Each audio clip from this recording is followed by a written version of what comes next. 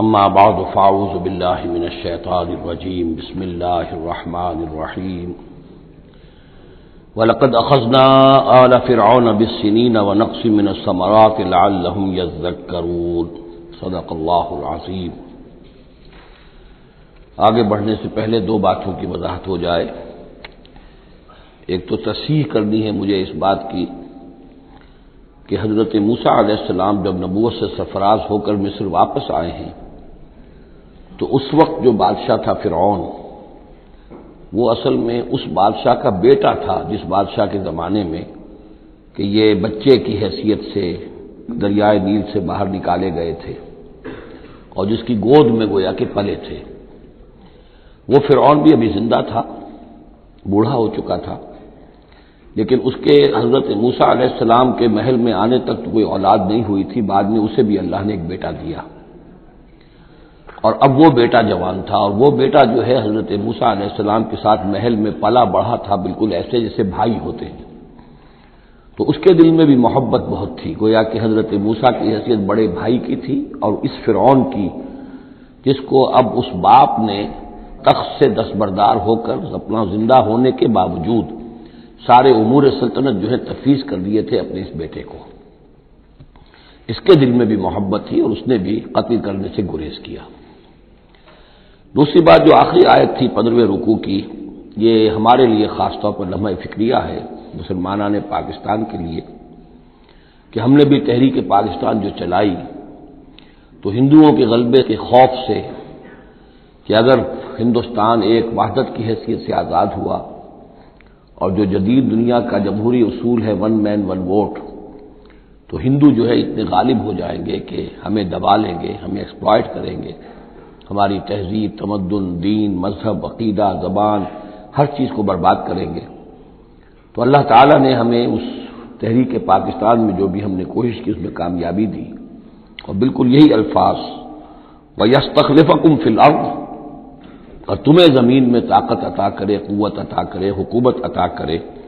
فَيَنْظُرَ كَيْفَ تَعْمَلُونَ، پھر وہ دیکھے گا تم کرتے کیا ہو، تمہاری روش کیا رہتی ہے، تم پھر کیا طرز عمل اختیار کرتے ہو، تم واقعتاً اللہ کے بندے بنتے ہو اور اللہ ہی کی حکومت قائم کرتے ہو، یا یہ ہلدی کی گانٹھ جو تمہیں مل جائے تو اس کو لے کر تم پنساری بن کر بیٹھ رہتے ہو اور اپنی حکومت اور اپنی مرضی اور اپنی خواہشات کے مطابق وہ نظام وہاں کا چلاتے ہو۔ وَلَقَدْ أَخَذْنَا آلَ فِرْعَوْنَ، اور وہی قانون جو کہ سورہ انعام میں بھی آیا تھا، سورہ اعراف میں بھی، جب حضرت موسیٰ علیہ السلام آل فرعون کی طرف آئے تو اب یہ جو رد و قدح وہاں شروع ہوئی، تو اس دوران میں اللہ تعالیٰ نے قوم فرعون کے اوپر بہت سے چھوٹے چھوٹے عذاب بھیجنے شروع کیے تاکہ وہ ہوش میں آئیں، جاگیں۔ وَلَقَدْ أَخَذْنَا آلَ فِرْعَوْنَ، اور ہم نے پکڑا فرعون والوں کو بِالسِّنِينَ، بار بار قحط آ رہے ہیں، وَنَقْصٍ مِّنَ الثَّمَرَاتِ، اور فصلوں کی تباہی سے، لَعَلَّهُمْ يَذَّكَّرُونَ، شاید کہ وہ نصیحت پکڑے۔ فَإِذَا جَاءَتْهُمُ الْحَسَنَةُ، جب بھی کبھی درمیان میں حالات بہتر ہو جاتے تھے، اچھی صورتحال ہوتی تھی، قَالُوا لَنَا هَٰذِهِ، وہ کہتے تھے یہ تو ہمارے لیے ہے ہی، ہماری محنت کا، ہماری پلاننگ کا، ہماری مساعی کا، ہماری جدوجہد کا ثمرہ ہے۔ وَإِن تُصِبْهُمْ سَيِّئَةٌ، اور جب انہیں کوئی تکلیف آتی تھی، یطیروا بموسیٰ ومن معہ، تو اسے سمجھتے تھے کہ یہ موسیٰ اور اس کے ساتھیوں کی نحوست کی وجہ سے ہے۔ الا انما طائرهم عند اللہ، آگاہ ہو جاؤ کہ ان کی نحوست، ان کی شوبی قسمت جو ہے وہ اللہ کے ہاتھ میں ہے۔ ولکن اکثرهم لا يعلمون، لیکن ان کی اکثریت علم نہیں رکھتی، سمجھتے نہیں۔ وقالوا مهما تأتنا به من آیۃ لتسحرنا بها، اور وہ کہتے تھے بہت ہی چیلنجنگ انداز میں کہ اے موسیٰ، یہ تم اپنے جادو کے زور سے ہمارے اوپر جو جو چیزیں لا رہے ہو، جو مصیبتیں لا رہے ہو تاکہ تم ہم پر جادو کرو، فما نحن لک بمؤمنین، تو اس کے باوجود ہم ثابت قدم ہیں، صابر ہیں، ہم اپنے عقائد پر، اپنے نظام پر جمے ہوئے ہیں، ہم آپ کی بات ماننے والے نہیں ہیں۔ فارسلنا علیہم الطوفان، پھر ہم نے ان پر زیادہ بڑی مصیبتیں بھیجی، طوفان وجرادا، اور ٹڈی دل جس سے کہ فصلیں چٹ ہو گئیں، القمل، اور چچڑیاں، یہ قمل ہی سے ملتی جلتی شے جو ہے کھٹمل ہے ہماری، یہ جو انسان کے لیے پسو اور جس طریقے سے کہ اس کے خون کو چوستی ہیں، والضفادع، اور مینڈک، اس کثرت سے مینڈک ہو گئے کہ جو برتن اٹھاؤ اس کے اندر سے میڑک برآمد ہو رہا ہے، اور ظاہر بات ہے کہ اس سے گھن آتی ہے، ہانڈی میں سے میڑک پھلک کر نکل رہا ہے۔ والدمع، اور خون کی بارش، آیات مفصلات، یہ ہم نے نشانیاں بھیجی وقفے وقفے سے، ساری ایک دم نہیں، ایک مرتبہ ایک نشانی ہے پھر دوسری نشانی ہے۔ فاستکبروا وکانوا قوما مجرمین، اس کے باوجود وہ استکبار پر اڑے رہے، اور وہ بڑی ہی اڑیل قوم تھے، مجرم قوم تھے۔ ولما وقع علیہم الرجس، اور جب ان پر وہ مصیبت آ جاتی تھی، یعنی یہ کہ ہوتے ہوتے اب ان کی جو اکڑ فونی ہے اس میں کم سے کم یہ کمزوری واقع ہو گئی، یہ نرمی واقع ہو گئی جو آگے آ رہی ہے۔ ولما وقع علیہم الرجس، جب ان پر وہ عذاب آتا تھا، قالوا یا موسیٰ، تو وہ حضرت موسیٰ سے کہتے تھے، ادع لنا ربک بما عہد عندک،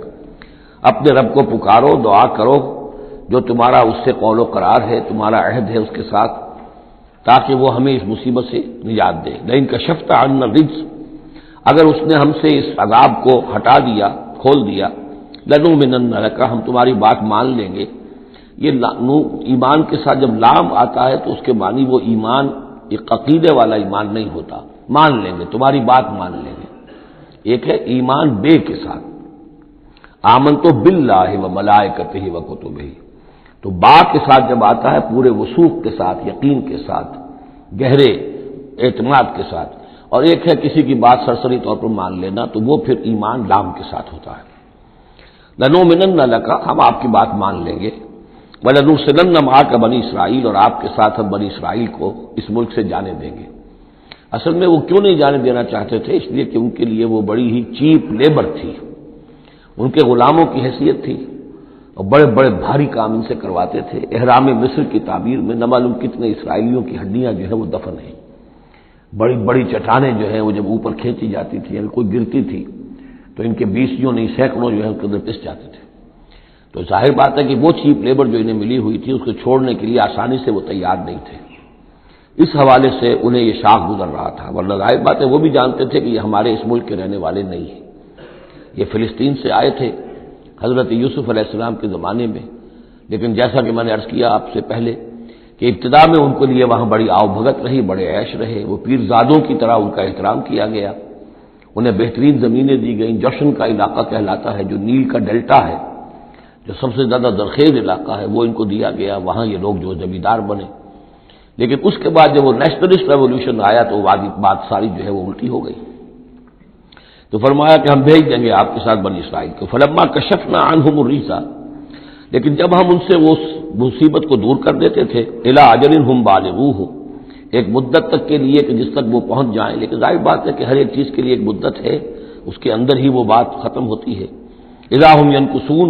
تو پھر وہ اپنے عہد سے پھر جاتے تھے، اپنا وہ وعدہ جو تھا وہ اس کو توڑ دیتے تھے۔ فانتقمنا منہم، اب now cutting a long story short, بس ہم نے ان سے انتقام لیا۔ فاغرقناہم فی الیم، اور ہم نے انہیں سمندر میں غرق کر دیا، بانہم کذبوا بآیاتنا، اس لیے کہ انہوں نے ہماری آیات کو جھٹلایا، وکانوا عنہا غافلین، اور یقیناً وہ ہماری ان آیات سے تغافل برتتے رہے۔ وَأَوْرَثْنَا الْقَوْمَ الَّذِينَ كَانُوا يُسْتَضْعَفُونَ مَشَارِقَ الْأَرْضِ وَمَغَارِبَهَا الَّتِي بَارَكْنَا فِيهَا، اور وارث بنا دیا ہم نے اس زمین کے مشرق و مغرب کا جس کو کہ ہم نے بابرکت بنایا ہے۔ یہاں میں مشارق الارض آ کر ذرا بات کے سمجھنے میں مشکل ہو جاتی ہے، یہ خاص ایک ترتیب ہے رزم کے حوالے سے۔ مراد یہ ہے کہ اس زمین کا وارث بنا دیا جس زمین کو ہم نے بابرکت بنایا ہے، اس کے مشرق اور مغرب پر قبضہ دلا دیا اس قوم کو کہ جس کو دبا لیا گیا تھا۔ یہ زمین فلسطین ہے، ارض فلسطین، اس لیے کہ قرآن مجید میں بھی ہے الذی بارکنا حولہ، سبحان الذی اسری بعبدہ لیلا من المسجد الحرام الى المسجد الاقصى الذی بارکنا حولہ لنریہ من آیاتنا۔ تو یہ سرزمین فلسطین جو ہے یہ اس اعتبار سے بھی مبارک ہے کہ سینکڑوں انبیاء یہاں رہے اور دفن ہوئے، حضرت ابراہیم علیہ السلام کے بعد سے لے کر، اور یہ کہ نہ معلوم کتنے طویل عرصے تک یہ انبیاء کا مدفن بھی رہا اور ان کا مسکن بھی رہا۔ پھر یہ کہ بڑی زرخیز علاقہ بھی ہے۔ تو ہم نے اس قوم کو کانوا یستضعفون، جو دبا لیے گئے تھے مصر میں، جو دبے ہوئے تھے، پسے ہوئے تھے، ان کو وارث بنا دیا اس زمین کے مشرق اور مغرب کا، مشارق الارض و مغاربها التی بارکنا فیہا، جس میں ہم نے برکتیں رکھی ہیں۔ وتمت کلمۃ ربک الحسنی علی بنی اسرائیل، اور تیرے رب کی اچھی بات، اچھا وعدہ بنی اسرائیل کے حق میں پورا ہو گیا، بما صبروا، جو صبر انہوں نے کیا، یعنی جو بھی سختیاں آئیں حضرت موسیٰ علیہ السلام کے ساتھ، جو بھی لوگ ان میں سے ایمان لائے تھے، انہوں نے واقعتاً ثابت قدمی دکھائی، اور یہ کہ وہ صبر کی وجہ سے اللہ تعالیٰ کا وعدہ ان پر پورا ہوا۔ وَدَمَّرْنَا مَا كَانَ يَصْنَعُ فِرْعَوْنُ وَقَوْمُهُ، اور ہم نے تباہ و برباد کر دیا جو کچھ کے بنایا تھا فرعون نے اور اس کی قوم نے، وَمَا كَانُوا يَعْرِشُونَ، اور جو وہ اونچے اونچے کرتے تھے، محل بناتے تھے یا کچھ اور اونچی اونچی ٹٹیاں چڑھاتے تھے اپنے انگوروں کی بیلوں کے لیے، ان سب کو ہم نے جو ہے ختم کر کے رکھ دیا۔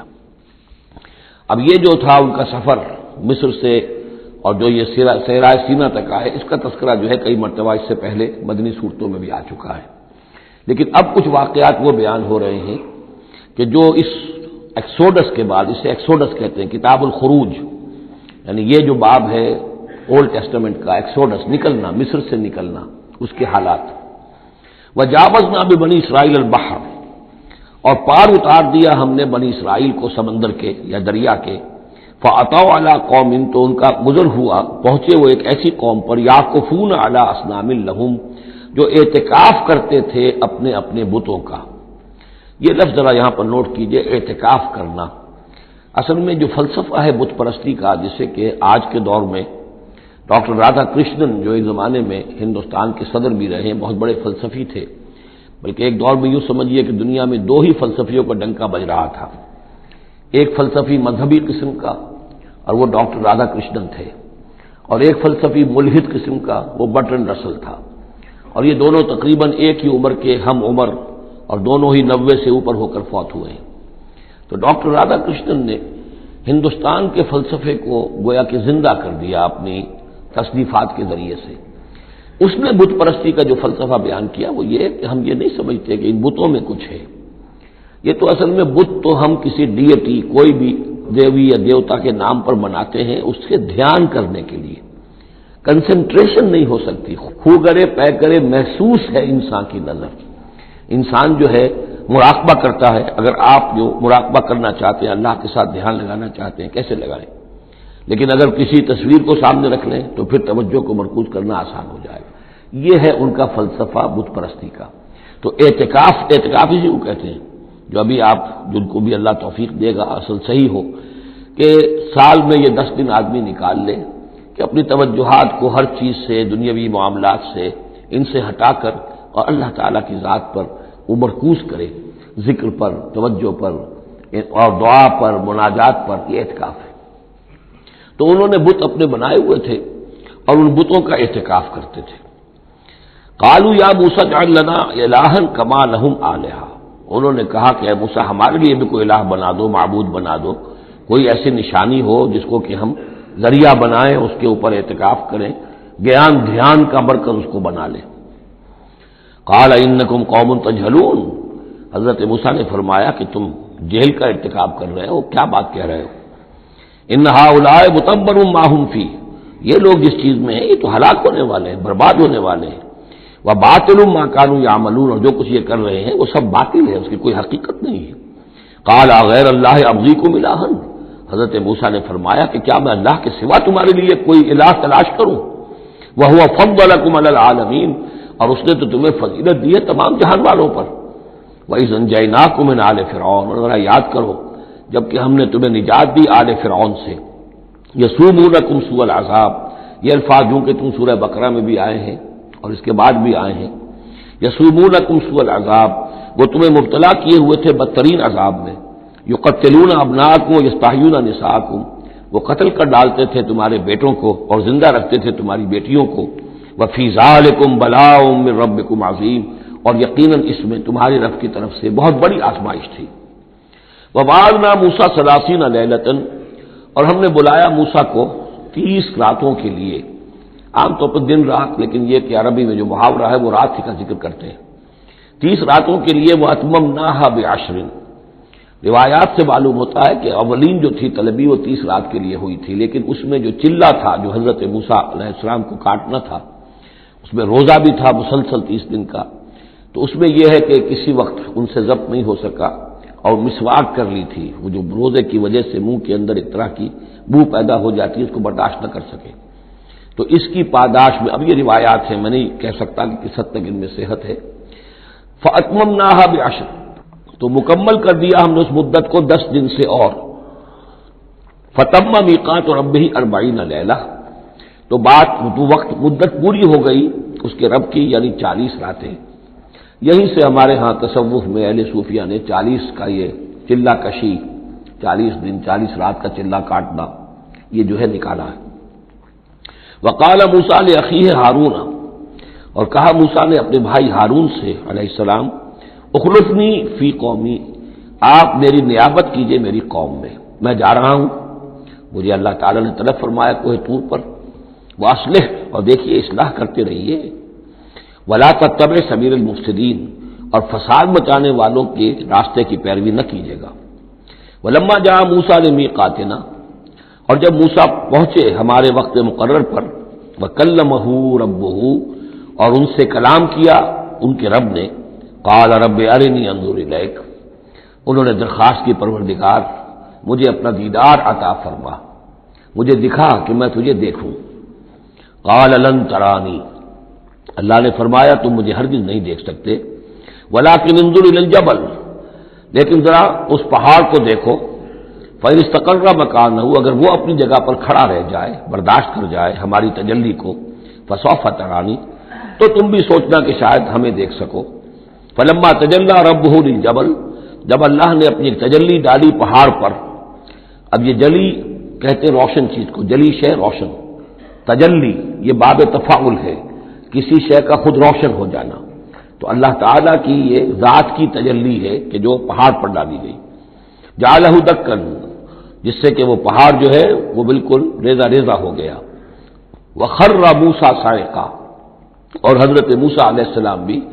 تجلی باری تعالیٰ کے اس بالواسطہ مشاہدے کے نتیجے میں بھی وہ بے ہوش ہو کر گر پڑے۔ فلما افاقا، جب انہیں افاقہ ہوا، ہوش میں آئے، قال سبحانک، اب انہوں نے کہا اے اللہ تو پاک ہے، تبت الیک، میں تیری جناب میں توبہ کرتا ہوں کہ میں نے جسارت کی تھی، میں نے جو ہے اپنی حیثیت سے بڑھ کر تجھ سے سوال کر لیا تھا، وانا اول المومنین، اور میں پہلا ہی ہوں ایمان لانے والا، بغیر دیکھے تجھے ماننے والا ہوں۔ قال یا موسیٰ انی اصطفیتک علی الناس برسالاتی، اللہ نے فرمایا موسیٰ میں نے تمہیں چن لیا ہے لوگوں پر،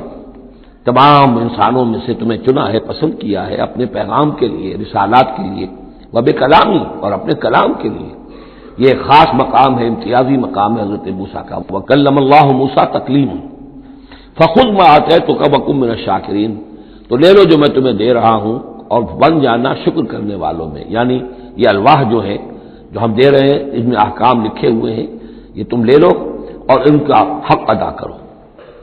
وَكَتَبْنَا لَهُ فِي الْأَلْوَاحِ، اور ہم نے لکھ دیا اس کے لیے تختیوں پر، وہ پتھر کی تختیاں، مِن كُلِّ شَيْءٍ مَوْعِظَةً، ہر طرح کی نصیحت، وَتَفْصِيلًا لِكُلِّ شَيْءٍ، اور ہر طرح کے احکام کی تفصیل، یعنی جو بنیادی احکام ہیں، موٹے موٹے احکام ہیں، یوں سمجھیے کہ وہ در حقیقت ایک طرح سے ڈینجر سگنلز ہیں۔ اگر آپ کسی پہاڑی راستے پر جا رہے ہو تو جگہ جگہ آپ کو نشانات ملتے ہیں کہ ذرا یہاں بچ کے گزرنا، تو شریعت خداوندی جو ہے وہ بھی در حقیقت انسانی تمدن کا جو پیچیدہ سفر ہے اس میں ڈینجر کوشنز ہیں، ڈینجر سگنلز ہیں، یہاں اس سے ذرا دور رہنا، اس سے ذرا ہٹ کر رہنا، اس کے اندر اندر آدمی جو ہے وہ اپنی محنت کرے، کوشش کرے، جدوجہد کرے، مباحات کے دائرے کے اندر جو بھی اس کا ہے چوائس اس کو اختیار کر لے، لیکن جو محرمات ہیں وہ حدود ہیں، تلک حدود اللہ فلا تقربوها، تو شریعت کی جو آسمانی شریعت ہے اصل بنیاد یہی ہے کہ زندگی کے ہر گوشے سے متعلق چند موٹے موٹے احکام دے دیے، اس کے اندر جو ہے وہ کھلا چھوڑ دیا انسان کو کہ اب اس کے اندر اپنی سمجھ سے، اپنے اجتہاد سے، اپنی کوشش سے، اپنی عقل کو بروئے کار لا کر کام کرو۔ وَكَتَبْنَا لَهُ فِي الْأَلْوَاحِ مِن كُلِّ شَيْءٍ مَوْعِظَةً وَتَفْصِيلًا لِكُلِّ شَيْءٍ فَخُذْهَا بِقُوَّةٍ، تو اے موسیٰ اس کو تھام لو مضبوطی کے ساتھ، وَأَمُرْ قَوْمَكَ، اور اپنی قوم کو بھی حکم دو، يَأْخُذُوا بِأَحْسَنِهَا، کہ وہ اسے پکڑیں، اس کو تھامیں اس کی بہترین صورت کے اندر۔ اس کے مراد کیا ہے کہ ہر معاملے کے اندر درجے ہوتے ہیں، آپ کو ایک چیز بتائی جا رہی ہے، اس میں ایک درجہ اونچا ہے، ایک اس سے کمتر ہے، آپ اونچے سے اونچے درجے کی طرف آنے کی کوشش کیجیے.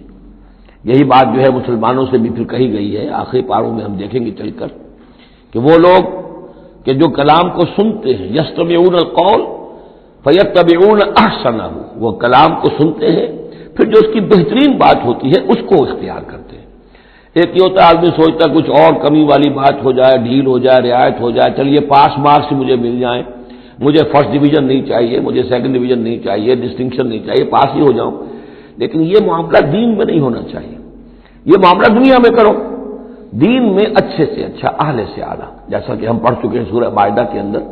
اذا اتقوا وآمنوا وعملوا الصالحات ثم اتقوا وآمنوا ثم اتقوا واحسنوا واللہ یحب المحسنین. ہے جستجو کہ خوب سے ہے خوب تر کہاں، کیوں نہیں بہتر سے بہتر کی طرف جاتے ہیں. جتنا آج وقت لگا رہے ہو دین کے لیے اس سے زیادہ لگاؤ کل، اور پرسوں اس سے آگے تمہارا قدم پڑنا چاہیے، نہ یہ کہ آدمی جو ہے وہ پیچھے کی طرف دیکھے. وَأَمُرْ قَوْمَكَ يَأْخُذُوا بِأَحْسَنِهَا، اس کا جو بہترین رخ ہے اس کو اختیار کریں. سَأُرِيكُمْ دَارَ الْفَاسِقِينَ، ان قریب میں تمہیں وہ گھر دکھا دوں گا جو اس وقت فاسقوں کے قبضے میں ہے. یعنی یہاں جو کچھ ہوا ہے، کوہ طور جو ہے وہ سمجھ لیجئے کہ وہ سینائی پیننسلا کا جو ساؤدرن ٹپ ہے وہاں پر ہے تقریباً کوہ طور. تو گویا کہ خلیج سویز کو کراس کیا یا کہیں سے کسی جھیل کو کراس کر کے مصر سے آئے سینائی پیننسلا میں، پھر یہ کہ خلیج سویز کے ساتھ ساتھ ہو کر ساؤدرن ٹپ تک پہنچ گیا پورا قافلہ. یہاں پڑاؤ رہا ان کا طویل عرصے تک، اور یہیں پر پھر حضرت موسیٰ علیہ السلام طلب کیے گئے کوہ طور پر. وہاں سے اب واپس آ گئے. اب ان سے کہا گیا کہ آگے بڑھو، اور خلیج عقبہ کے ساتھ ساتھ ہو کر داہنی جو ہے کھاڑی جو ہے ریڈ سی کی، اس سے آگے بڑھو اور فلسطین میں جا کے اب تمہیں جنگ کرنی ہے. تمہارا وہ ملک جو ہے جو تم چھوڑ کر آئے تھے تقریباً جو سمجھیے کہ 700-800 برس پہلے یا اس کے آس پاس، اب اس کے اوپر قبضہ ہے مشرکوں کا، کافروں کا، جاہلوں کا. اب اس اپنی سرزمین کو ان سے آزاد کرانے کے لیے اب تمہیں جہاد کرنا ہے، وہ جس کا ذکر ہم سورہ مائدہ میں پڑھا ہے. تو اس کا یہاں پر تذکرہ ہو رہا، سوریکم دار الفاسقین، یعنی وہ فلسطین تک اب میں تمہیں لے جاؤں گا اور تمہیں دکھا دوں گا وہ جگہ جو تمہارا اصل مسکن ہے، اور اس کے لیے یہ ہے کہ تمہیں اب ان فاسقوں کو وہاں سے نکالنا ہوگا. سأصرف عن آیات الذین یتکبرون فی الارض بغیر الحق، میں پھیر دوں گا اپنی آیات سے ان لوگوں کے رخ کو جو زمین میں ناحق تکبر کرتے ہیں. یعنی یہ خود اللہ تعالیٰ فرما رہے ہیں جن کے اندر تکبر ہے میں خود ان کا رخ پھیر دیتا ہوں. وہ ہماری آیات کو دیکھتے ہی نہیں، سمجھتے ہی نہیں، اس لیے کہ تکبر ہے. تکبر وہ شے ہے جو اللہ کو سب سے زیادہ ناپسند ہے. فرمایا گیا ہے ایک حدیث میں، حدیث قدسی میں، الکبر ردائی، تکبر میری چادر ہے. تو اگر کوئی اور تکبر کرتا ہے تو گویا کہ میری چادر میرے شانے سے وہ گھسیٹ رہا ہے، تو اس کے خلاف میرا اعلان جنگ ہے. ایک اور حدیث میں فرمایا لن يدخل الجنہ من کان فی قلبہ مثقال حبۃ من کبر، جنت میں کبھی داخل نہیں ہو سکے گا وہ شخص جس کے دل میں دانے کے برابر بھی تکبر ہے. تکبر سب سے بڑا روگ ہے. تو جن لوگوں کے اندر تکبر ہے ہم ان کا رخ پھیر دیتے ہیں اپنی آیات سے، ہم انہیں اس کا اہل نہیں سمجھتے کہ وہ ہماری آیات کو سمجھیں اور دیکھیں. وَإِن يَرَوْا كُلَّ آیَةٍ لَا يُؤْمِنُوا بِهَا، اور اگر وہ سرسری طور پر دیکھ بھی لے، ساری نشانیاں دیکھ لے، تب بھی وہ ایمان لانے والے نہیں ہیں. وَإِن يَرَوْا سَبِيلَ الرُّشْدِ لَا يَتَّخِذُوهُ سَبِيلًا، اور اگر وہ دیکھ بھی لے کامیابی کا اور سعادت کا اور ہدایت کا راستہ، تب بھی اس راستے کو اختیار نہیں کریں گے. وَإِن يَرَوْا سَبِيلَ الْغَيِّ يَتَّخِذُوهُ سَبِيلًا، اور جب بھی ان کے سامنے آئے گا کجی کا راستہ، ٹیڑھ کا راستہ، گمراہی کا راستہ، اسے وہ اختیار کریں گے. یعنی یہ ساری چیزیں ان کی کس وجہ سے ہیں کہ ان کے دلوں میں تکبر ہے. ذالک بانہم کذبوا بآیاتنا، اس لیے کہ انہوں نے ہماری آیات کو جھٹلایا اپنے تکبر کی بنیاد پر. وکانوا عنہا غافلین، اور اس سے تغافل برتتے رہے. والذین کذبوا بآیاتنا ولقاء الآخرۃ،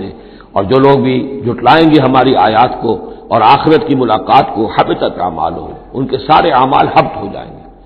اپنی جگہ وہ بڑی نیکیاں کما رہے ہوں، جیسے کہ قریش مکہ تھے، ہم کعبے کی خادم ہیں، کعبے کی خدمت کر رہے ہیں، کعبے کو صاف رکھتے ہیں، حاجیوں کو دودھ پلاتے ہیں، پانی پلاتے ہیں، ان کے سارے عمل حقارت ہو جائیں گے. هل یجزون الا ما كانوا یعملون، اور ان کو نہیں دیا جائے گا بدلے میں مگر وہی کچھ جو وہ کرتے تھے. واتخذ قوم موسیٰ من بعدہ من حلیہم عجلا جسدا لہ خوار، اور بنا لیا موسیٰ کی قوم نے ان کے بعد. حضرت موسیٰ علیہ السلام جب چلے گئے کوہ طور پر تو پیچھے یہ ایک فتنہ اٹھا ہے، سامری. یہ سامری جو ہے اس نے فتنہ اٹھایا، اور جو کچھ ان لوگوں کے پاس، اسرائیلیوں کے پاس جو ان قبطیوں کے زیورات بہت سے رکھے ہوئے تھے امانتاً، وہ بھی جانتے تھے کہ یہ قوم، یہ چونکہ ابراہیم کی نسل میں سے ہے تو یہ امانت دار ہیں۔ جب یہ وہاں سے چلے تو وہ سارے جو ہیں وہ زیورات بھی وہ لے کر آ گئے تھے اپنے دشمنوں کے، ان زیورات کو لے کر اس نے گلایا، آگ میں تمایا، گلایا، اور اس سے بچڑے کی شکل بنائی، اور کچھ ایسی کاریگری رکھی کہ اس میں سے ہوا جب گزرتی تھی ایسے سوراخ رکھ دیے کہ اس میں سے ایسی آواز آتی تھی جیسے کہ بچڑا جو ہے وہ بول رہا ہے، اور اس نے کہا یہ ہے تمہارا خدا۔ یہ موسیٰ تو بھول گیا، موسیٰ کو مغالطہ ہو گیا، وہ کہاں گیا ہے، کس خدا سے ملنے گیا، خدا تو یہ ہے۔ اور اس میں بھی ایک اور بات دوسری جگہ پر آ جائے گی، یہاں تو نہیں ہے، کہ حضرت موسیٰ علیہ السلام اصل میں اپنے اشتیاق اور محبت اور شوق اور جذبے کی وجہ سے قبل از وقت چلے گئے تھے، جو وقت معین تھا کوہ طور پر آنے کا اس سے پہلے۔ تو اللہ نے جواب طلبی کی تھی، ما عجلک عن قومک یا موسیٰ، اے موسیٰ اپنی قوم کو چھوڑ کر پہلے کیسے آ گئے ہو؟ اور انہوں نے جواب دیا، اجلت الیک رب لترضی، پروردگار میں جلدی آیا تاکہ تو راضی ہو جائے، تو میرا شوق دیکھ، میرا اشتیاق دیکھ، تیری محبت، تجھ سے گفتگو اور کلام کی جو میرے اندر شوق ہے اس کی وجہ سے آیا ہوں۔ تو گویا کہ وہ تو شاباش کی توقع رکھتے تھے، یہاں ڈانٹ پڑ گئی، ما عجلک عن قومک یا موسیٰ قال عجلت الیک رب لترضی، لیکن اللہ نے فرمایا فإنا فتنا قومک من بعدک، تمہاری اس عجلت کی وجہ سے ہم تمہاری قوم کو تمہارے بعد فتنے میں ڈال چکے ہیں۔ تو جلدی خیر کے لیے بھی نہیں کرنی چاہیے، خیر کے کام کو بھی عین وقت پر سہج سہج پکے سو میٹھا ہو۔ تو اضلهم سامری نے انہیں گمراہ کر دیا ہے، وہ تذکرہ ہو رہا ہے۔ من حلیہم، زیوروں سے، عجلاً جسداً، ایک بدن سا بنایا بچڑے کا سا، لہو خوار، جس میں گائے کی سی آواز آتی تھی۔ الم یروا انہ لا یکلمہم، کیا انہوں نے یہ نہیں غور کیا کہ وہ نہ ان سے بات کر سکتا ہے، وہ گدھے کی سی یا گھوڑے کی سی یا بچڑے کی سی آواز سے تو کوئی بات نہیں بنتی، ولا یہدیہم سبیلا، نہ انہیں وہ کوئی راستہ بتا سکتا ہے۔ اتخذوہ وکانوا ظالمین، انہوں نے اسی کی عبادت شروع کر دی، اسے معبود بنا لیا، اور وہ تھے بہت ظالم۔ ولما سقط فی ایدیہم ورأوا انہم قد ضلوا، اور جب ان کے ہاتھوں کے طوطے اڑ گئے، پچھتاوا ہوا، یعنی ان میں سے بھی گویا کہ 3 حصوں میں قوم تقسیم ہو گئی۔ ایک قوم، بڑا حصہ قوم کا وہ رہا جو اس گناہ میں شریک نہیں ہوا، ایک حصہ وہ تھا کہ جو کچھ دیر کے لیے شریک رہا لیکن فوراً ہوش میں آ گیا بعد میں، تیسرا حصہ وہ تھا جو حضرت موسیٰ علیہ السلام کی واپسی تک اس پر اڑا رہا، جازم رہا۔ تو یہاں اس درمیانی طبقے کا ذکر ہو رہا ہے، ولما سقط فی ایدیہم ورأوا انہم ضلوا، جب ان کے ہاتھوں کے طوطے اڑ گئے، ان کے پچھتاوا طاری ہوا، اور انہوں نے سوچا ہم تو گمراہ ہو گئے، ہم کیا کر بیٹھے۔ قالوا لئن لم یرحمنا ربنا، انہوں نے کہا کہ اگر ہمارے رب نے ہم پر رحم نہ فرمایا، ویغفر لنا، اور اگر ہمیں بخش نہ دیا، لنکونن من الخاسرین، تو ہم تو ہو جائیں گے بہت خسارے والوں میں سے۔ ولما رجع موسیٰ الی قومہ غضبان اسفا، تو جب موسیٰ لوٹے اپنی قوم کے پاس غضبان اسفا، غضبان یہ فعلان کے وزن پر، رحمان کے وزن پر، نہایت غضبناک۔ حضرت موسیٰ علیہ السلام کا مزاج بھی جلالی تھا، پھر یہ کہ اتنی بڑی گمراہی، اور یہ اللہ تعالیٰ نے کوہ طور ہی پر بتا دیا تھا کہ تمہاری قوم پیچھے فتنے میں پڑ چکی ہے اور وہ گمراہ ہو چکی ہے۔ فإنا فتنا قومک من بعدک وأضلہ السامری، تو وہاں سے آئے ہی ہیں تو غضبناک تھے، غضبان آصفا، نہایت افسوس میں بھی اور سخت غضبناک۔ قال بئس ما خلفتمونی من بعدی، یہ خطاب حضرت ہارون سے بھی ہو سکتا ہے اور اپنی پوری قوم سے بھی ہو سکتا ہے۔ بری ہے میری نیابت جو تم نے کی ہے میرے بعد، عاجلتم امر ربکم، تم نے اپنے رب کے معاملے کے اندر جلدی کی، میرا انتظار کرتے، اگر اس نے کچھ بنا ہی دیا تھا، کوئی شوبدہ دکھایا تھا، میرے آنے تک انتظار کر لیتے، میں تمہیں بتاتا اس کی حقیقت کیا ہے۔ وَأَلْقَى الْأَلْوَاحَ، اور انہوں نے وہ جو تختیاں لے کر آئے تھے کوہ طور سے تورات والی، وہ تو ایک طرف ڈال دی۔ وَأَخَذَ بِرَأْسِ أَخِيهِ يَجُرُّهُ إِلَيْهِ، اور غضبناک ہو کر اپنے بھائی حضرت ہارون علیہ السلام کے سر کے بال پکڑ لیے اور اپنی طرف کھینچا غصے میں، یہ تم نے کیا کیا میرے پیچھے، یہ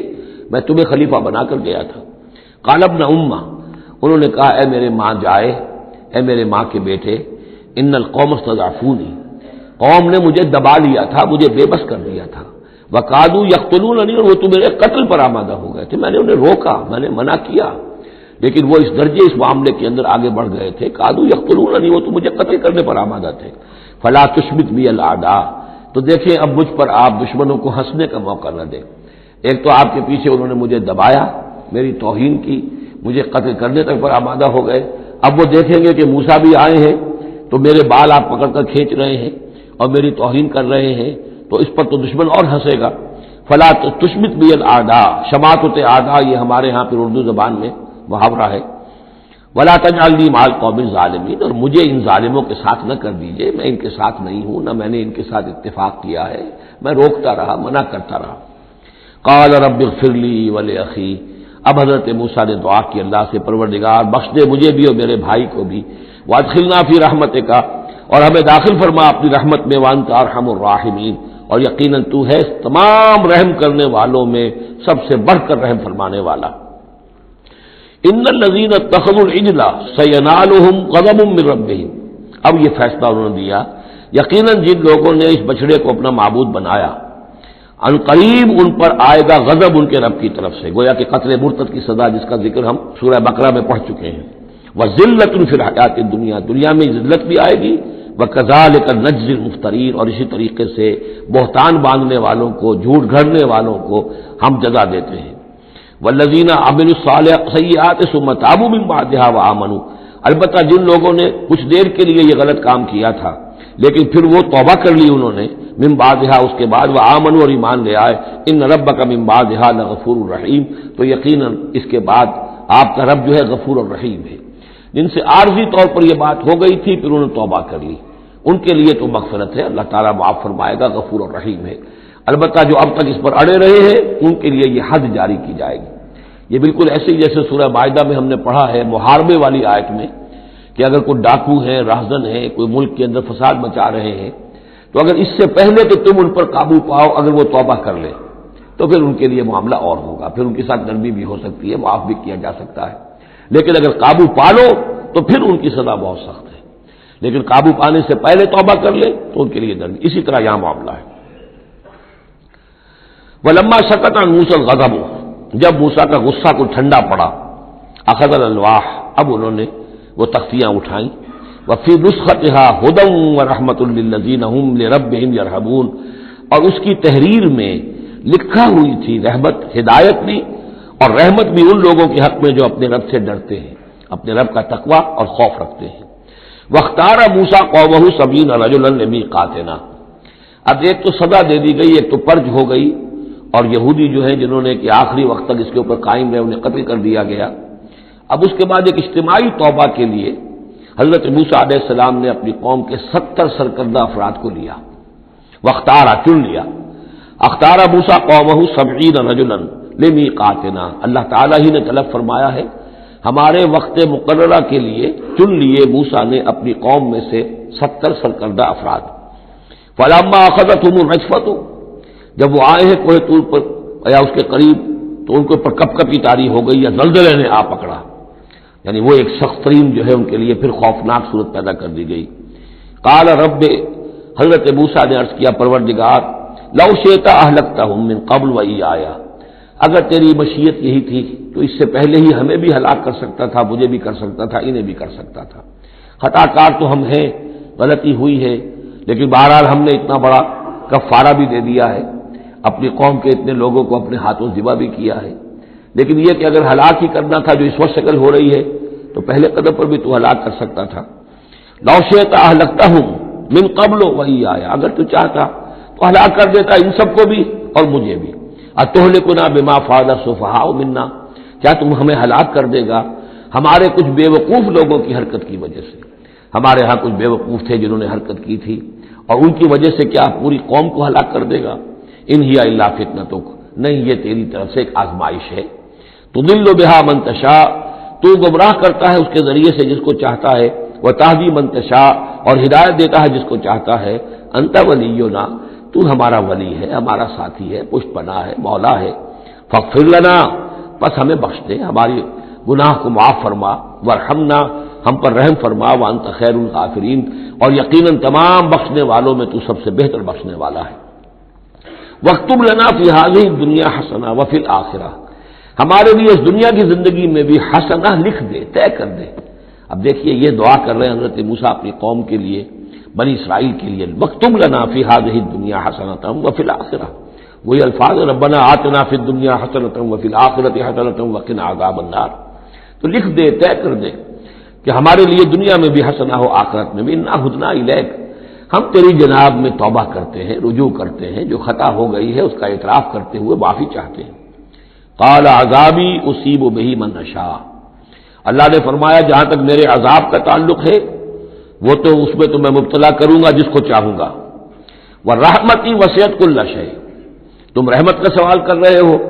تو ایک رحمت تو میری وہ ہے جو ہر شے کے شامل حال ہے، ہر شے کا وجود میری رحمت سے ہے، اس کا بقا میری رحمت سے ہے، اس کا تسلسل میری رحمت سے ہے۔ ایک تو رحمت عامہ ہے جو تمام مخلوقات کو شامل ہے، تمام مخلوقات جو ہے اس میں سے حصہ پا رہے ہیں۔ ورحمتی وسعت کل شیء فسأکتبھا، اب یہاں مراد ہے خاص رحمت جس کے لیے تم کہہ رہے ہو، وہ تو میں لکھ دوں گا ان لوگوں کے لیے۔ اب یہ بہت اہم مقام یہاں آ رہا ہے، وہ اپنی رحمت میں خاص کر دوں گا، لکھ دوں گا للذین یتقون، جو تقوی کی روش اختیار کریں، ویؤتون الزکاۃ، اور زکوٰۃ دیتے رہیں، والذین هم بآیاتنا یؤمنون، اور جو لوگ ہماری آیات پر ایمان پختہ رکھیں۔ الذین یتبعون الرسول النبی الامی الذی یجدونہ مکتوبا عندہم فی التوراۃ والانجیل، جو اتباع کریں گے ہمارے امی نبی کی، جس کا کو رسول بنا کر بھیجا جائے گا، رسول نبی امی کا اتباع کریں گے، الذی یجدونہ، جسے پائیں گے لکھا ہوا، مکتوبا عندہم، ان کے پاس، اپنے پاس، فی التوراۃ والانجیل، کہ وہ ان کے پاس اس کی پیشن گوئیاں، اس کے حالات، اس کی علامات تورات اور انجیل دونوں میں ہوں گی۔ تو جو لوگ ان کا اتباع کریں گے، نبی امی محمد الرسول اللہ صلی اللہ علیہ وسلم امیین میں سے اٹھائے گئے، اور آپ واقعتاً اس قوم میں سے تھے جس کے پاس کوئی کتاب نہیں تھی، کوئی شریعت نہیں تھی، ویسے بھی آپ نے دنیاوی اعتبار سے کوئی تعلیم حاصل نہیں کی، دنیاوی معیار کے اعتبار سے لکھنا پڑھنا آپ نہیں جانتے تھے، تو امی تھے۔ تو رسول نبی الامی، جو پیروی کریں گے میرے اس رسول کی جو نبی امی ہوگا، جسے یہ پائیں گے الذی یجدونہ مکتوبا، لکھا ہوا، جس کی علامات اور جس کی پیشن گوئیاں، عندہم فی التوراۃ والانجیل، ان کے پاس تورات اور انجیل دونوں میں، یامرہم بالمعروف، وہ انہیں نیکی کے حکم دے گا، وینہاہم عن المنکر، اور تمام بدیوں سے روکے گا، ویحل لہم الطیبات، اور ان کے لیے تمام حلال چیزیں، پاک چیزیں حلال کر دے گا۔ یعنی جو ہم پڑھ چکے ہیں کچھ چیزیں تھیں کہ جو بنی اسرائیل پر ان کی شرارتوں کی وجہ سے بھی حرام کر دی گئی تھی، یہ تمام بندشیں اٹھا دے گا، تمام پاکیزہ چیزوں کو ان کے لیے حلال کرے گا۔ وَيُحَرِّمُ عَلَيْهِمُ الْخَبَائِثَ، اور جتنی خبیث ناپاک چیزیں ہیں انہیں حرام قرار دے گا۔ وَيَضَعُ عَنْهُمْ إِصْرَهُمْ وَالْأَغْلَالَ الَّتِي كَانَتْ عَلَيْهِمْ، اور ان سے اتار دے گا، دور کر دے گا، انہیں نجات دے گا ان کے بوجھوں سے اور ان کی ان توقوں سے کہ جو ان کے اوپر پڑے ہوئے ہوں گے، یعنی مختلف رسوم اور رواج، ان کے توق جو لوگ باندھ لیتے ہیں اپنے گلوں کے اندر۔ چاؤ میں کچھ لوگ دولت والے جو ہیں وہ نئی نئی رسمیں ایجاد کرتے ہیں، نئے نئے تہوار ایجاد کرتے ہیں، نئی جو ہیں، اور تقریبات کا چرچا ہو جاتا ہے۔ غریبوں کے لیے پھر ان کو پورا کرنا پڑتا ہے، شادی بیاہ کی یہ تقریبات ہیں۔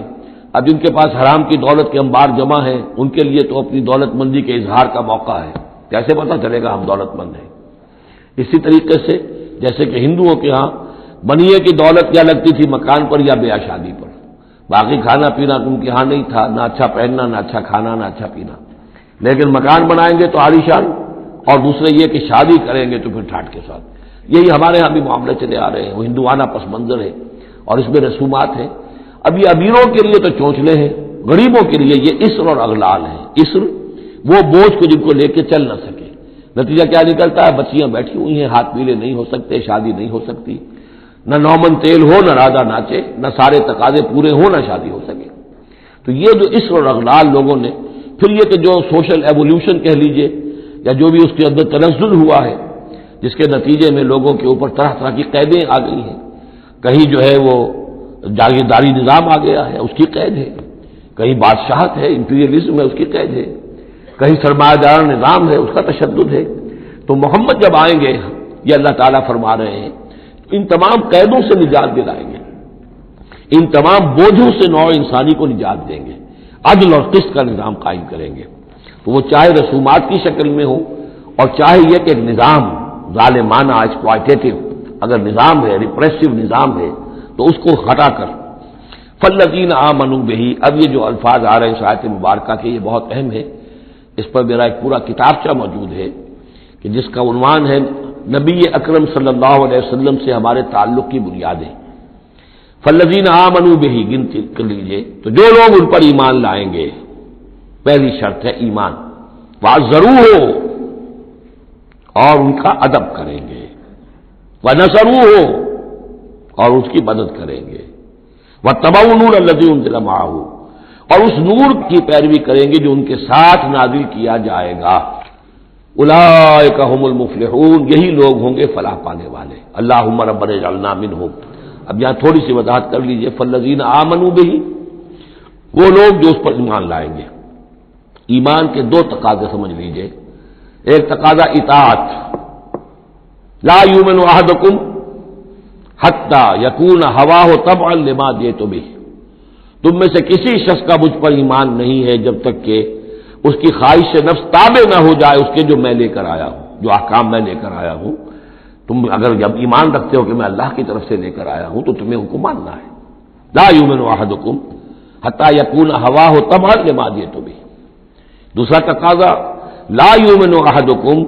حتی اکون احب الیہ من والدہ وولدہ والناس اجمعین. تم میں سے کوئی شخص مومن نہیں ہو سکتا جب تک کہ میں اسے محبوب تر نہ ہو جاؤں، اپنے باپ سے بھی، بیٹے سے بھی، تمام انسانوں سے. تو ایک غائب درجے میں اتباع اور اطاعت، اور دوسرے غائب درجے میں محبت محمد رسول اللہ صلی اللہ علیہ وسلم کی. یہ ایمان کے تقاضے ہیں. اب اس کا نتیجہ خود بخود نکلے گا. پھر آپ کی تعظیم ہوگی، عظمت ہوگی، آپ کا نام جہاں سنیں گے درود آپ پڑھیں گے. یہ ساری چیزیں جو ہیں، اور یہ کہ جہاں آپ کا کوئی قول آپ کو سنایا جائے فوراً زبان بند ہو جانی چاہیے. پھر یہ نہیں کہ اپنی عقل جو ہے آدمی لڑا رہا ہے. ہاں اس کی تحقیق ہو سکتی ہے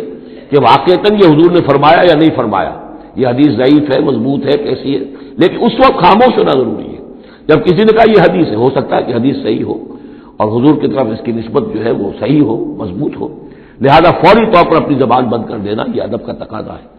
تو آج ضرور ہو وہ نصرو ہو، اور مدد کرے. مدد کس کام میں؟ حضور نے ذاتی تو اپنی کوئی امپائر بلڈ نہیں کی،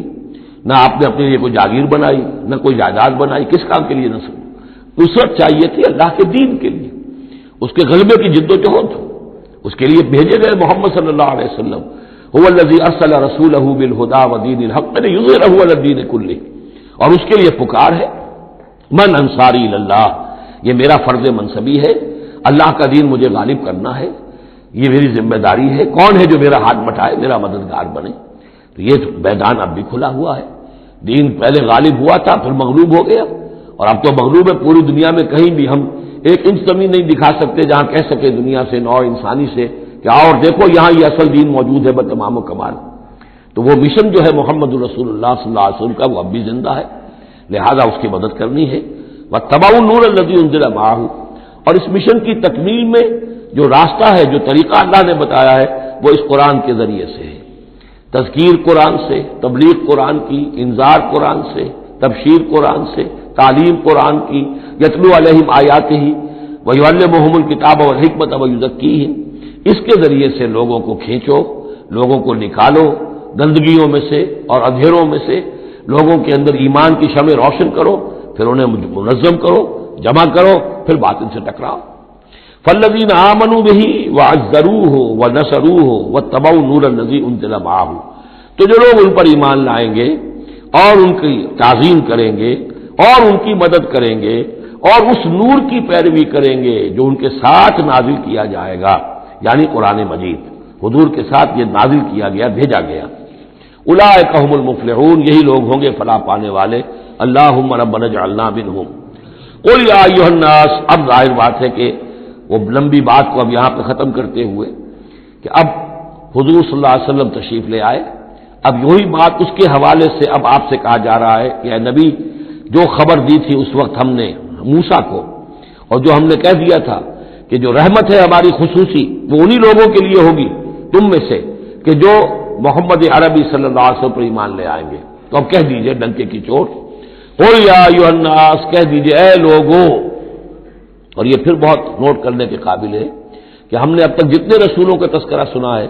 پڑھا ہے سورہ اعراف میں، وہ یا قوم یا قوم یا قوم، اے میری قوم کے لوگوں. لیکن محمد رسول اللہ کی امتیازی شان یہ ہے کہ یہ قوم کی طرف مبعوث نہیں ہوئے، صرف پوری نوع انسانی کی طرف. جیسے سورہ بقرہ کے تیسرے رکوع کی پہلی آیت میں نے حوالہ دیا تھا، یا ایھا الناس اعبدوا ربکم الذی خلقکم والذین من قبلکم لعلکم تتقون. تو یہ آفاقی رسالت ہے، عالمی رسالت ہے، انسانی سطح پر ہے. قل یا ایھا الناس انی رسول اللہ الیکم جمیعا، میں اللہ کا رسول ہوں تمہاری طرف، سب کی طرف. الذی لہ ملک السماوات والارض، یہ بات 5 مرتبہ قرآن میں کہی گئی ہے مختلف الفاظ میں کہ حضور کی بعثت پوری نوع انسانی کے لیے ہے،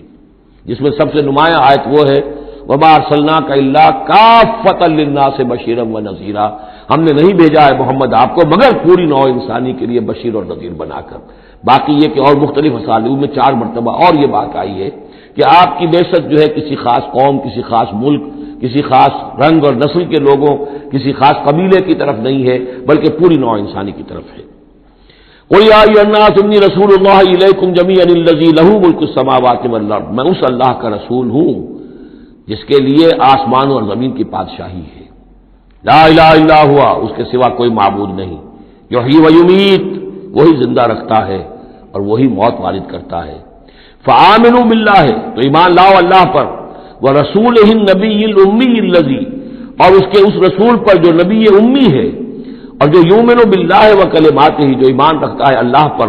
اور اس کے کلام پر، اس کے کلمات پر، اس کی باتوں پر. واتبعوہ، اور اس کی پیروی کرو، لعلکم تہتدون، تاکہ تم ہدایت پاؤ. یہ گویا کہ اعلان عام ہوا محمد رسول اللہ صلی اللہ علیہ وسلم کا کہ وہ جو بات اللہ تعالیٰ نے حضرت موسیٰ سے کہی تھی یہ اس کے مطابق میری بعثت ہوئی ہے. اور اب گویا کہ جیسا کہ میں نے آپ کو بتایا تھا یہ تمہید ہے، تیاری ہو رہی ہے، چونکہ اب مدینے کی طرف سفر کرنا ہے. یہ صورت پہلے نازل ہو گئی ہے تاکہ وہ ذہن تیار ہو جائے اس کے لیے کہ اب یہود کے 3 بڑے بڑے قبیلے وہاں پر آباد ہیں، ان سے براہ راست مسابقہ پیش آئے گا. ابھی تک براہ راست خطاب یہود سے نہیں ہوا، یا بنی اسرائیل سے کوئی خطاب نہیں. گفتگو ہو رہی ہے محمد رسول اللہ سے یا اہل مکہ سے یا حضور کے وساطت سے مسلمانوں سے. لیکن یہ کہ وہ باتیں ساری وہ آ رہی ہیں کہ جن کا اب محل جو ہے واضح ہو جائے گا ہجرت کے بعد. وَمِن قوم موسیٰ امۃ یہدون بالحق وبہ یعدلون، اور موسیٰ کی قوم میں یقیناً کچھ لوگ ایسے تھے، امتن ایسے لوگ تھے کہ جو حق کی ہدایت دیتے تھے. یعنی یہ تو نہیں ہو سکتا اتنے جلیل القدر پیغمبر کے کوئی بھی ساتھی نہ ہو، حواری نہ ہو، یا بڑی اکثریت ان کی جو ہے ناہنجاروں پر رہی مشتمل، لیکن بہرحال ان کے ساتھ ایک جماعت ان کے حواریین کی، ان کے ساتھیوں کی. وَمِن قوم موسیٰ امۃ یہدون بالحق وبہ یعدلون، ایسی قوم ان کے اندر رہی ہے قوم موسیٰ میں سے ایسے لوگ، ایسی جماعت جو حق ہی کی ہدایت بھی دیتے تھے اور حق ہی کے ساتھ فیصلے بھی کرتے تھے، عدل بھی کرتے تھے. وَقَطَّعْنَاهُمْ اثْنَتَيْ عَشْرَةَ أَسْبَاطًا أُمَمًا، اور ہم نے انہیں علیحدہ علیحدہ کر دیا 12 بڑی بڑی قبیلوں کی جماعت میں، اسباط امما، بار جماعتیں بن گئی علیحدہ علیحدہ، ان کی امتیں بن گئی، علیحدہ قبیلے بن گئے. کیونکہ یہ 12 بیٹے تھے حضرت یعقوب علیہ السلام کے اور ان میں سے ہر ایک سے ایک قبیلہ چلا ہے. تو ابھی وہ انسان کا جو تمدنی ارتقاء جو ہے ابھی قبائلی دور میں تھا، لہذا اس قبائلی نظام ہی کو اللہ تعالیٰ نے ان کے لیے باقی رکھا. چنانچہ پانی بھی جب دیا تو 12 چشمے، تاکہ ہر قبیلے کا چشمہ علیحدہ ہو اور یہ آپس میں لڑے جھگڑے نہیں. ہر قبیلے کا کوئی اپنا سردار ہے، اس کا اپنا ایک نظام ہے، کوئی نزاع ہو گیا ہے تو وہ آپس میں اس کو حل کر سکتے ہیں. لیکن اگر بین القبائل معاملہ ہو جائے تو پھر اس کو حل کرنا جو ہے مشکل ہو جائے گا. وَأَوْحَيْنَا إِلَىٰ مُوسَىٰ إِذِ اسْتَسْقَاهُ قَوْمُهُ، اور ہم نے وحی کی موسیٰ کی طرف جب کہ پانی طلب کیا ان سے اس کی قوم نے، أَنِ اضْرِب بِعَصَاكَ الْحَجَرَ، کہ اپنے اسی عصا سے، اپنی لاٹھی سے ضرب لگائیے چٹان پر. فَانبَجَسَتْ مِنْهُ اثْنَتَا عَشْرَةَ عَيْنًا، تو اس میں سے 12 چشمے پھوٹ بہے. یہ بات ہم پڑھ چکے ہیں سورہ بقرہ میں. قَدْ عَلِمَ كُلُّ أُنَاسٍ مَشْرَبَهُمْ، ہر قبیلے نے، ہر قوم نے پہچان لیا، معین کر لیا اپنے مشرب کو. مشرب یہ بھی اس میں ظرف ہے، پینے کی جگہ، اپنا گھاٹ معین ہو گیا. یہ چشمہ ہمارا، یہ چشمہ ان کا، یہ چشمہ ان کا ہے، یہ بنی لاوی کا ہے، یہ فلاں کا ہے، بنی یہودا کا ہے. وَظَلَّلْنَا عَلَيْهِمُ الْغَمَامَ، اور ہم نے ان کے اوپر سائبان ابر کا طاری کر دیا تاکہ دھوپ سے بچیں. وَأَنزَلْنَا عَلَيْهِمُ الْمَنَّ وَالسَّلْوَىٰ، اور ہم نے ان پر من اور سلوہ کے ذریعے انہیں خوراک وہاں پہنچائی.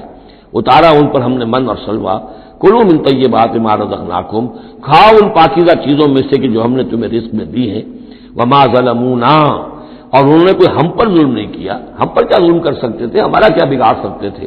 پہلے بھی یہ الفاظ آئے ہیں، کہیں میں تیزی میں غلط ترجمہ کر گیا ہوں کہ ہم نے ان پر کوئی ظلم نہیں کیا، وما ظلمناہم ہوتا تو ہم نے ان پر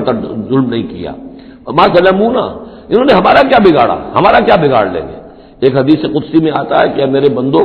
اگر تم سب کے سب اولین اور آخرین اور انس اور جن سب بدترین جیسے ہو سکتا ہے تم میں سے کوئی شخص ویسے بن جاؤ تب بھی میرے خزانے میں کوئی کمی نہیں آئے گی، اور تم سب کے سب اولکم و آخرکم و انسکم و جنکم سب کے سب مل جاؤ اور بہترین میرے مطیع بن جاؤ، میرے بندگی کرنے والے بن جاؤ، میرے خزانے میں کوئی اضافہ نہیں ہوگا، میں تو غنی ہوں۔ تو وما ظلمونا، انہوں نے ہم پر ہمارا کچھ نہیں بگاڑا، ولکن کانوا انفسہم یظلمون، لیکن وہ خود اپنی ہی جانوں پر ظلم کرتے رہے۔ وَإِذْ قِيلَ لَهُمُ اسْكُنُوا هَٰذِهِ الْقَرْيَةَ، اور یاد کرو جب ان سے کہا گیا تھا کہ آباد ہو جاؤ اس بستی میں، یہ جیریکو، اریحا، پہلا شہر فلسطین کا کہ جو یوشع ابن نون، جوشوا، ان کی سرکردگی میں جب بنی اسرائیل نے قتال کیا ہے پھر تو یہ پہلا شہر فتح ہوا۔ جب ان سے کہا گیا کہ اب اس میں تم رہ سکتے ہو، بس جاؤ، وَكُلُوا مِنْهَا حَيْثُ شِئْتُمْ، اور اس میں سے جو بھی چاہو جہاں سے بھی چاہو تم کھاؤ، وَقُولُوا حِطَّةٌ، اور دیکھو استغفار کرتے رہو، کہتے رہو اے اللہ ہمارے گناہ جھاڑ دے، ہماری کوتاہیاں، ہماری جو بھی کوئی کمیاں رہ گئی ہیں ان کو پورا کر دے، وَادْخُلُوا الْبَابَ سُجَّدًا، اور جب داخل ہو شہر کے دروازے میں تو سر جھکا کر داخل ہو، تمہاری گردنیں اکڑی ہوئی نہ ہو، نغفر لکم خطیئاتکم، ہم تمہاری جو بھی خطائیں ہیں وہ بخش دیں گے، جو بھی غلطیاں ہوئی ہیں فروغ گزاشتیں ہوئی ہیں ان سب سے درگزر فرمائیں گے، سنزید المحسنین، اور نہ صرف یہ کہ وہ خطائیں معاف کر دیں گے، جو ان میں سے محسن ہوں گے تم میں سے انہیں تو اب اور دیں گے، ان کے درجات بلند کریں گے، ان کو اور اونچے سے اونچے مراتب عطا کریں گے۔ فبدل الذین ظلموا منہم قولا غیر الذی قیل لہم، تو بدل دیا ان میں سے جو ظالم تھے، گناہ گار تھے، ایک ایسی بات کو کہ جو ان سے کہی گئی تھی اس کی بجائے، یعنی وہ کہا گیا تھا حطۃ حطۃ حنطۃ حنطۃ، ہمیں گیہوں چاہیے گیہوں چاہیے، فارسلنا علیہم رجزا من السماء، تو ان پر ہم نے آسمان سے ایک عذاب بھیج دیا، جن لوگوں نے وہ غلط حرکت کی تھی ان پر پلیگ آئی اور وہ سب کے سب ہلاک ہو گئے، بما کانوا یظلمون، بسبب ان کے اس ظلم کے جو انہوں نے اپنے آپ پر کیا تھا۔ واسألہم عن القریۃ التی کانت حاضرۃ البحر، اور ذرا ان سے سوال کیجئے اس بستی کے بارے میں کہ جو ساحل سمندر پر تھی، حاضرۃ البحر، سمندر کے کنارے پر تھی، یہ اب اصحاب سبت کا واقعہ آ رہا ہے۔ اس یادونا، اور عام طور پر خیال یہ کہ جو ایلات کی بندرگاہ ہے یہاں پر یہ واقعہ ہوا تھا، اب بھی وہ ایلات کی بندرگاہ ہے، 1967 میں جو جنگ ہوئی تھی عرب اور اسرائیل جنگ، اس میں اصل میں اسی ایلات کی بندرگاہ کا گھیراؤ کر لیا تھا صدر ناصر صاحب نے، بلاکیڈ آف دی ایلات پورٹ، اور اس کے نتیجے میں پھر بڑا زبردست جو ہے حملہ کیا اچانک جو ہے اسرائیل نے، اور یہ کہ صحرائے سینا بھی مصر سے ہتھیا لیا تھا، گولان ہائٹس جو ہے وہ سیریا سے اس نے فتح کر لیے، اور پورا مغربی کنارہ جو اردن کا جو ہے اتنا بڑا علاقہ، زرخیز ترین علاقہ جو ہے فلسطین کا، وہ اردن سے اس نے ہتھیا لیا تھا، جس میں سے صرف سینائی پیننسلا بھی واپس کیا گیا ہے، اور یہ جو مغربی کنارے پر ان کی کوئی ایک آٹونومس سی چھوٹی سی ریاست قائم کرنے کی کوششیں ہو رہی ہیں، باقی یہ کہ گولان ہائٹس پر ابھی کوئی معاملہ نہیں ہوا۔ تو وہیں پر اسی ایلات بندرگاہ پر یہ واقعہ ہوا ہے، وہیں پر یہ کوئی قوم مچھیروں کی آباد تھی۔ واسألہم عن القریۃ التی کانت حاضرۃ البحر، وہ سمندر کے کنارے آباد تھی، اذ یعدون فی السبت، جبکہ وہ سبت کے قانون میں حد سے تجاوز کرنے لگے، اذ تأتیہم حیتانہم یوم سبتہم شرعا، جبکہ آتی تھیں ان کی مچھلیاں ان کے پاس یوم سبتہم، جس دن کہ ان کا سبت ہوتا تھا، شرعا، شرع جیسے کہ نیزہ کو چلاتا ہے، یعنی یہ کہ کبھی اگر آپ نے کماڑی میں کھڑے ہو کر دیکھا ہو تو کبھی کبھی ایسا ہوتا ہے کہ کوئی مچھلی جو ہے وہ چھلانگ مار کے اوپر آتی ہے پھر اندر چلی جاتی ہے۔ اب ظاہر بات ہے کہ یہ اٹکیلیاں کرتی تھی مچھلیاں، اللہ تعالیٰ نے سکس سینس دے رکھی ہے، حیوانات کو بھی ہے، انہیں پتہ چل گیا تھا ہفتے کا ایک دن ایسا ہے کہ ہمیں کوئی ہاتھ نہیں لگاتا، اب وہ آ رہی ہیں، اٹکیلیاں کر رہی ہیں، چھلانگیں لگا رہی ہیں، یہ کھڑے ہوئے ہاتھ بندھے ہوئے ہیں، اس لیے کہ سبت ہے، ہفتے کا دن ہے، پکڑ تو نہیں سکتے، تو شرعاً آتے تھے جیسے نیزے چل رہے ہوں۔ وہ یوم لا یثبتون لا یاتیہم، جس دن سبت نہیں ہوتا تھا یعنی باقی 6 دن وہ دور کہیں گہرے پانی میں چلی جاتی تھی، اور گہرے پانی میں جا کے مچھلیوں کا پکڑنا جو ہے اس وقت تک تو انسان کے پاس آلات نہیں تھے۔ کذالک نبلوہم بما کانوا یفسقون، اس طرح ہم نے انہیں آزمایا تھا، ایک بڑی آزمائش میں ڈال دیا کہ دیکھیں یہ کتنے ثابت قدم رہتے ہیں، شریعت کے حکم پر قائم رہتے ہیں اور فاقہ برداشت کر لیتے ہیں، یا یہ کہ شریعت کے ساتھ کوئی استہزاء کرتے ہیں، تمسخر کرتے ہیں۔ وَإِذْ قَالَتْ أُمَّةٌ مِّنْهُمْ، یہاں بھی نوٹ کر لیجئے کہ جیسے وہاں معاملہ ہوا، تین حصوں میں یہ قوم تقسیم ہو گئی۔ ایک حصہ وہ تھا کہ جس نے اس گناہ میں حصہ نہیں لیا اور وہ منع بھی کرتا رہا کہ مت کرو، دیکھو نہیں منکر کا فریضہ سر انجام دیتا رہا، یہ اللہ تعالیٰ کا۔ وہ کرتے کیا تھے؟ ہفتے کے روز گئے، گڑھے کھودے اور سمندر کا پانی اس میں لے آئے ساحل کے ساتھ گڑھے کھود کر، تو اس کے ساتھ مچھلیاں بھی آ گئی، واپسی کا راستہ کر دیا بند، مچھلی کو ہاتھ نہیں لگایا، ہفتے کو اتوار کو جا کے مچھلی پکڑ لی، تو فائدہ کیا ہوا؟ اصل میں ہفتے کا قانون تو یہ تھا کہ ہفتے کا دن تم لگاؤ اللہ کی یاد میں، ذکر میں، عبادت میں، تورات پڑھو، پڑھاؤ، سیکھو، سکھاؤ۔ 6 دن تم کام کرو دنیا کا، اپنی معاش کا، 7واں دن تم فارغ رکھو اللہ کے لیے، دین کے لیے۔ لیکن جب وہ گڑھے کھودنے میں دن صرف ہو گیا تو چاہے مچھلی پکڑی یا نہیں پکڑی، تو جو اصل روح تھی اس حکم کی وہ تو ختم ہو گئی۔ تو یہ ہے کہ جس میں انہوں نے استہزاء کیا، گویا کہ شریعت کا مذاق اڑایا۔ اب ایک تو وہ تھے کہ جنہوں نے نہ تو اس جرم میں حصہ لیا اور وہ منع بھی کرتے رہے، ایک وہ تھے کہ جو حصہ تو نہیں لیا جرم میں لیکن منع نہیں کرتے تھے، خاموش رہتے تھے، تیسرے وہ تھے کہ جو جرم کے اندر باقاعدہ جری ہو کر وہ حصہ لے رہے تھے۔ تو اب جو لوگ منع کر رہے تھے ان سے انہوں نے کہا جو منع نہیں کر رہے تھے، جو خود بھی نہیں کر رہے تھے لیکن منع بھی نہیں کر رہے تھے، اس قالت امت، جب کہا اس درمیانی طبقے نے، منہم ان میں سے، لم تعظون قوما اللہ مہلکہم، کیوں واعظ کر رہے ہو ان لوگوں کو، کیوں اپنے آپ کو ہلکان کرتے ہو کہہ کہہ کہ تم، اور نہی عن المنکر کا فریضہ سر انجام دے دے کے تھک گئے ہو، یہ قوم اب ماننے والی نہیں ہے، اللہ اس کو ہلاک کر کے رہے گا۔ لم تعظون قوما اللہ مہلکہم او معذبہم عذابا شدیدا، یا انہیں پھر عذاب دے گا بہت سخت عذاب۔ قالوا، اب یہ جواب کن کی طرف سے ہے؟ جو خود بھی بچے ہوئے تھے گناہ سے، روک بھی رہے تھے اپنی امکانی حد تک کہ خدا کے لیے باز آ جاؤ، یہ شریعت کا استہزاء نہ کرو، مذاق نہ اڑاؤ۔ قالوا معذرۃ الی ربکم، انہوں نے کہا کم سے کم اپنے رب کے ہاں ہم عذر تو پیش کر سکیں گے کہ اے پروردگار، ہم آخری وقت تک انہیں روکتے رہے، ہم نہیں عن المنکر کا فرض سر انجام دیتے رہے، ہم نے اپنی بات نہیں چھوڑی، ہم نہ صرف یہ کہ اس گناہ سے خود بچے رہے بلکہ ان گناہ گاروں کو بھی روکتے رہے۔ وَلَعَلَّهُمْ يَتَّقُونَ، اور یہ اس سے بھی زیادہ اہم ہے، اور کیا پتہ ہو سکتا ہے ان میں تقویٰ پیدا ہو جائے۔ کیسے آپ کہہ سکتے کسی ایک بندے کی سمجھ میں آ جائے، کوئی ایک شخص تائب ہو جائے؟ تو جیسا کہ حضور کی حدیث ہے، حضرت علی سے خطاب کر کے آپ نے فرمایا، لا یہدی اللہ بک رجلا واحدا خیر لک من حمر النعم، اگر اللہ تمہارے ذریعے سے علی ایک شخص کو بھی ہدایت دے دے تو یہ تمہارے لیے سرخ اونٹوں سے بڑھ کر دولت ہے۔ تو اگر ایک بھی بچ جائے، لعلہم یتقون، فلما نسوا ما ذکروا بہ، تو پھر جب انہوں نے نظر انداز کر دیا اس نصیحت کو جو انہیں کی جا رہی تھی، یعنی لگے رہے اپنے اس جرم کے اندر، انجینا الذین ینہون عن السوء، ہم نے بچا لیا ان کو جو کہ بدی سے روکتے تھے، عذاب سے بچے ہیں صرف وہ جو بدی سے روکتے تھے۔ وَأَخَذْنَا الَّذِينَ ظَلَمُوا بِعَذَابٍ بَئِيسٍ بِمَا كَانُوا يَفْسُقُونَ، اور پکڑ لیا ہم نے ان کو کہ جو اس ظلم میں، گناہ میں اور شریعت کا استہزاء کرنے میں کہ جو مجرم تھے، ان کو ایک بہت ہی برے عذاب میں پکڑا، ان کی اس ناہنجاری کی وجہ سے، سرکشی کی وجہ سے، نافرمانی کی وجہ سے۔ فلما عتوا عما نہوا عنہ، جب وہ بڑھ گئے، چڑھ گئے، بہت ہی آگے بڑھ گئے ان چیزوں میں جن سے ان کو روکا گیا تھا، قلنا لہم کونوا قردۃ خاسئین، تو ہم نے کہہ دیا کہ اب ہو جاؤ بندر، ذلیل بندروں کی شکل میں ان کی صورت جو ہے وہ تبدیل کر دی گئی۔ یہ ہے وہ مکمل واقعات جس کا حوالہ اس سے پہلے کئی بار آ چکا ہے۔ سب سے پہلے سورہ بقرہ میں بھی آیا تھا، اس کی تفصیل یہاں آ گئی ہے۔ بارک اللہ لی و لکم فی القرآن العظیم و نفعنی و ایاکم بالآیات والذکر الحکیم۔